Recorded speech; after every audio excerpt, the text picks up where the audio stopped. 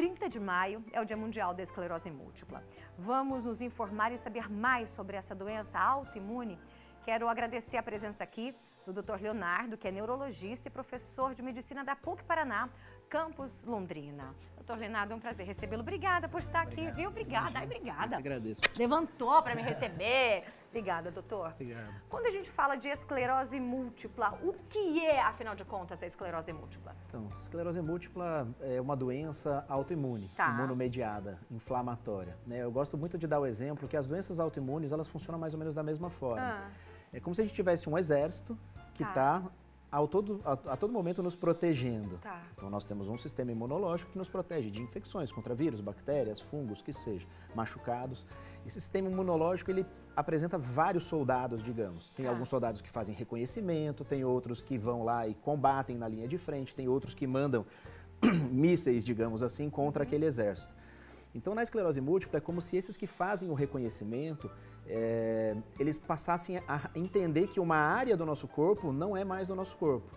Então, é como se um soldado que fez o reconhecimento confundisse uma base daquele exército, ou uma equipe, ou uma parte do exército, como não sendo mais daquele exército. E aí ele direciona mísseis, ele direciona outras frontes de batalha para agredir o próprio exército. Então, nas doenças autoimunes funciona assim, na esclerose múltipla funciona assim. Então, um tipo de célula ela passa a não reconhecer uma estrutura chamada bainha de mielina, e essa bainha de mielina que envolve alguns neurônios, que são as células, né, mais importantes, digamos assim, não mais importantes, mas as principais células do sistema nervoso central e periférico. E aí você começa a agredir essas estruturas. Não fica restrita a essa bainha de mielina, a lesão pode vir depois no prolongamento, em outras áreas, em outras células inclusive, mas basicamente é isso. A gente começa a agredir células do nosso sistema nervoso, acreditando que aquilo é um vírus, uma bactéria, um fungo. Mas e por que isso acontece? São vários motivos, né? A gente sabe que tem que ter, assim como quase todas, se não a maior parte, mas quase todas as doenças, tem que ter uma incidência genética. Uma predisposição genética. Então você tem que ter uma predisposição genética e aí vários outros fatores que acabam culminando nisso. Estresse pode estar relacionado, mas a gente tem, assim, recentemente teve até uma pesquisa que se fala muito do vírus do Epstein-Barr vírus. Todo mundo já ouviu falar, o vírus do Epstein-Barr vírus causa mononucleose, doença do beijo. Bom, quase todo mundo tem contato com esses vírus e esse vírus realmente parece ter muita relação com o desenvolvimento da doença. Mas quase como todo mundo tem contato com o vírus, a gente precisa de outros fatores que vão somar a isso. Então, a parte genética, a baixa incidência solar, o sedentarismo, a ingesta de muito alimento que tem atividade inflamatória, digamos assim, então alimentos condimentados, alimentos muito que não são mais naturais. Então eu tenho vários fatores que estão relacionados ao desenvolvimento da doença. A gente sabe que viver longe da linha do Equador também está relacionado. Então, lugares mais frios, com menos incidência solar, que as pessoas ficam mais fechadas, sem se expor tanto ao sol, baixa vitamina D. Bom, então aí a gente já entra em outros fatores que são predisponentes à doença. Mas não é o caso do Brasil? Não é o caso do Brasil. Mas e como que é a incidência da esclerose múltipla aqui? Mas as pessoas aqui têm outros fatores. Então as pessoas estão sedentárias, as pessoas ficam mais cada dia dentro das suas casas, elas se expõem pouco ao sol, elas se alimentam de maneira muito incorreta, dormem mal, ingerem pouco líquido. Então não é um fator, é uma doença que sofre vários fatores, mas tem que ter uma predisposição genética, assim como qualquer outra doença. As que a gente ainda não localizou são por falta de conhecimento da ciência, mas provavelmente a maior parte das doenças ela tem sim essa relação genética com vários fatores que você vai sendo exposto ao longo do tempo.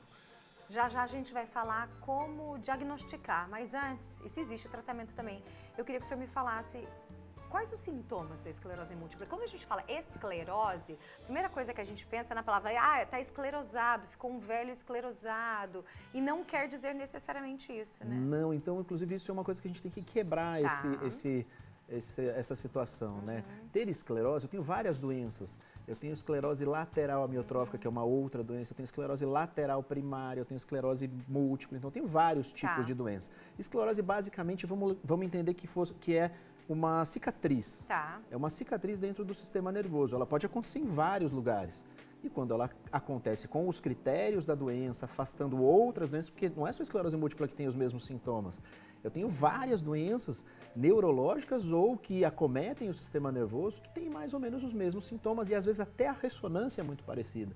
Às vezes até os exames que nós fazemos, até o quadro clínico, o exame neurológico do paciente é muito similar. E até o médico vai ficar assim, será que é isso, será que é aquilo, até chegar no diagnóstico Mesmo fechado. Muitos neurologistas que não têm o hábito de lidar com a esclerose múltipla, então eles podem sim ter essa dificuldade do diagnóstico. Cita para mim alguns sintomas da esclerose múltipla. Basicamente todos. Basicamente, doutor, dormência, formiga. Mas assim, vejam, pessoal, não é porque vocês têm um ou mais de sintomas que façam com que vocês tenham que ficar apavorados.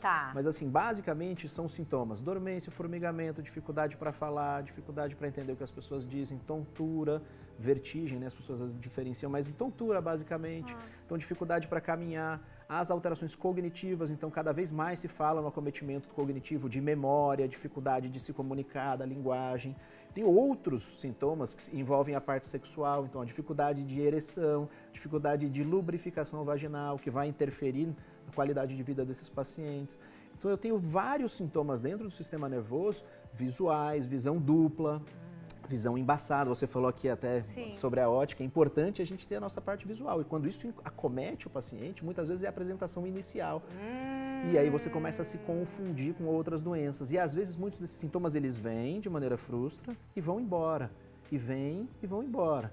E vêm e vão embora. E aí nós demoramos para fazer o diagnóstico quando não se pensa em esclerose múltipla. Então o primeiro passo para o diagnóstico, pensar na doença. Saber que ela existe, saber que esses sintomas, sem desespero, sem pavor, podem ser esclerose múltipla, assim como podem ser outras doenças também que acometem o sistema nervoso.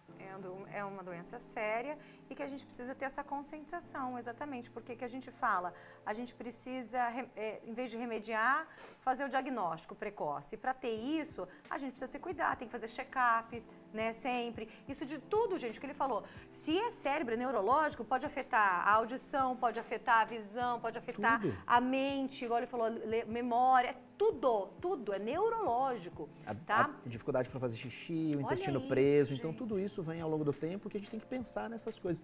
Só uma coisa que vale a pena falar, todo mundo acha que esclerose múltipla é doença de mulher jovem com a pele clara. Não é. Nós temos qualquer faixa etária pode apresentar doença. Essa é a faixa etária mais acometida, mas eu tenho crianças de 5, 6, menos idade até, eu tenho idosos que desenvolvem a doença. Então, idade, a gente sabe que tem aquela principal. Mas qualquer faixa etária e qualquer cor de pele e qualquer religião, ela é uma doença que não escolhe. Faz acepção, exatamente. Né? Para a gente encerrar, existe cura ou tratamento? Então, hoje nós temos tratamento para a doença. A cura ela é algo que a gente objetiva, mas ainda não atingimos. Então, eu tenho vários tratamentos. Então, eu tenho o tratamento medicamentoso e o não medicamentoso. Medicamentoso eu tenho desde comprimidos, injeções que nós fazemos embaixo da pele, subcutânea igual insulina. Eu tenho medicamentos que injetam na veia, com intervalos diferentes. Então, eu tenho várias formas de poder tratar essa doença. Agora, eu tenho que lembrar que não é só o tratamento medicamentoso. Muitas vezes esses pacientes eles chegam e eles acreditam que você vai oferecer a cura, a doença, o tratamento. Mas ele também tem que mudar a qualidade de vida dele, e não só ele, mas a família. Então, a empatia familiar ajuda. Então, voltar a praticar atividade física, se alimentar de maneira mais correta com menos alimentos condimentados, dormir bem, ingerir bastante líquido, então se expor mais ao sol. Então, basicamente é isso que a gente faz do tratamento não medicamentoso. Hábitos saudáveis para prevenir qualquer e todo tipo de doença. Doutor Leonardo, obrigada. Obrigada, ajuda PUC, todo mundo da PUC. Obrigado, meus nossos grandes parceiros. Foi um prazer recebê-lo. Volte mais vezes para a gente falar sobre essas e outras doenças também. Obrigado pelo espaço, é muito importante.